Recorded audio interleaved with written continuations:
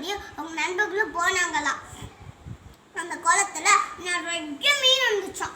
வாத்துல வரிசையா நீந்து போயிட்டு இருந்துச்சாம். அதை பார்க்கவே ரொம்ப அழகா இருந்துச்சாம். அதை பார்த்து வீரமணி அவங்க நண்பர்களும் ரசிச்சுட்டு இருந்தாங்களாம்.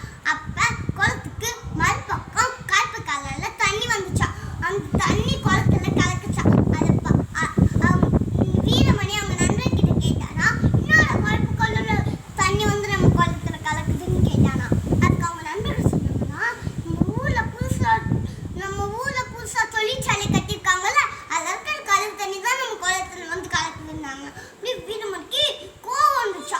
வீரமணி போய் அமைச்சர் கிட்ட புகார் கடிதம் கொடுத்தானா. அமைச்சரும் சரிப்பா நான் நடவடிக்கை எடுக்கிறேன்னாங்களாம்.